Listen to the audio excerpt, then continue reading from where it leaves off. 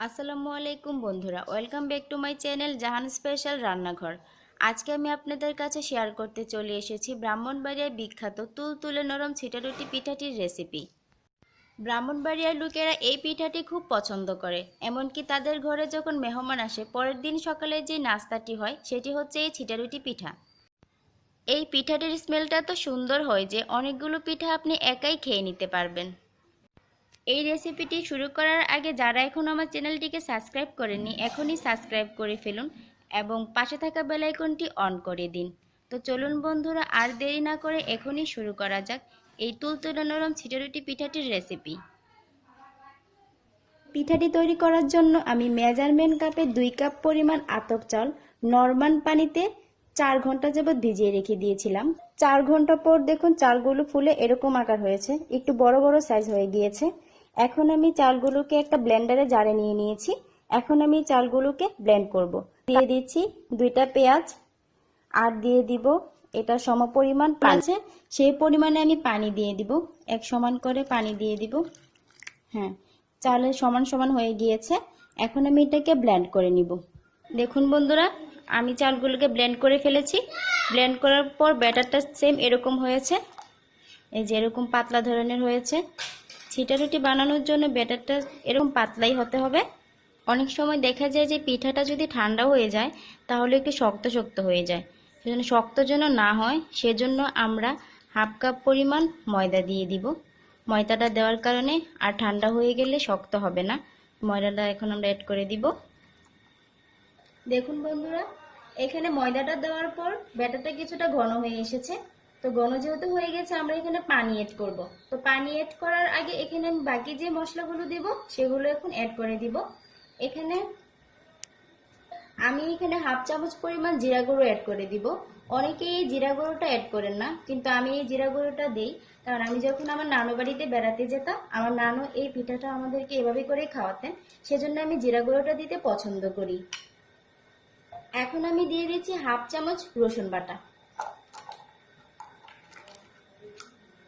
Half চামচ আদা বাটা। এবার দিয়ে দিব স্বাদ মতো লবণ। এখানে স্বাদ মতো লবণ দিয়ে দিলাম। আর দিয়ে দিয়েছি 2 টেবিল চামচ তেল। এখানে আমি সাদা তেল ইউজ করেছি। 2 টেবিল চামচ পরিমাণ তেল দিয়ে দিলাম। তেল দিয়ে দিলে পিঠাটা অনেক সফট হবে, বানাতে আর কোনো অসুবিধা হবে না।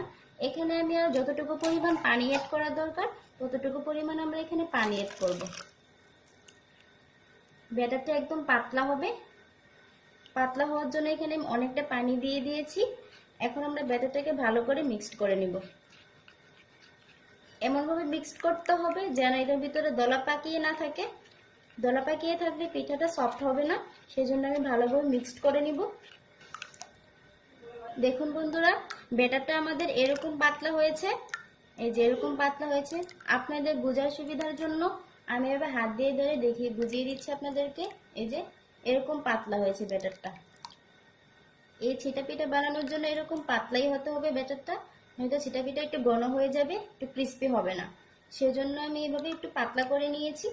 এই পিঠা ছিটা পিঠা কেন নাম দেওয়া হয়েছে সেটারও একটা বিশেষত্ব আছে, সেটা আমি আপনাদেরকে বানানোর সময় বুঝিয়ে দিব। তো চলুন এবার চলে যাই রান্নার পর্যায়ে। হ্যাঁ বন্ধুরা, দেখুন এই পর্যায়ে আমরা চুলায় চলে এসেছি। চুলার মধ্যে একটা প্যান বসিয়েছি। চুলার আঁচটা মিডিয়ামে রেখে দিয়েছি। প্যানে কিছুটা তেল আস্তে আস্তে করে ব্রাশ করে দিব। এখানে অল্প পরিমাণে অয়েল লাগবে, সেজন্য আমি অল্প পরিমাণে ব্রাশ করে নিচ্ছি, বেশি দিব না। তারপর পিঠাটা দিয়ে দিব। কড়াইতে দেওয়ার আগে ব্যাটারটাকে প্রথমে এভাবে হাত দিয়ে নেড়ে চেড়ে নেবেন, তাতে নিচে জমে যাওয়ার কোনো সম্ভাবনা থাকবে না। সেই জন্য এভাবে করে নেড়ে নেবেন। নিয়ে তারপর এভাবে হাতটাকে আস্তে আস্তে এইভাবে করে ঝাড়বেন। মূলত এভাবে ছিটানোর কারণেই এই পিঠাটার নাম হয়েছে ছিটা পিঠা। এইভাবে করে ঝেড়ে ঝেড়ে দিতে হবে, তাইলে হয়ে যাবে পাতলা। অনেক ক্ষেত্রে পাতলা হয় না, কিন্তু এইভাবে করে ঝেড়ে দিলেই পাতলা হয়ে যাবে। সেই জন্য আমি এইভাবে করে দিচ্ছি। এভাবে করে দিয়ে দিলেই পাতলা হয়ে যাবে। চারিদিকে এইভাবে ছড়িয়ে দিতে হবে। এই যে চারিদিকে আমি একদম ছড়িয়ে দিয়ে দিলাম। বেশিক্ষণ ঢেকে রাখতে হবে না, প্রায় 30 সেকেন্ডে হয়ে যাবে। তো অপেক্ষা করব 30 সেকেন্ড পর্যন্ত। দেখুন 30 সেকেন্ড পরে হয়ে গিয়েছে। আমরা ঢাকনাটা তোলার পরও 10 সেকেন্ড সময় ধরে অপেক্ষা করব, তাতে সাইডগুলো ভালোভাবে হয়ে যাবে এবং সুন্দর করে এভাবে করে উঠে যাবে। আর পিঠাটা এটা সাধারণত এই পিঠাটা 4 ভাজে ভাজ করা হয়। এই যে দেখুন তৈরি হয়ে গেল কত সুন্দর করে আমাদের ছিটা রুটি।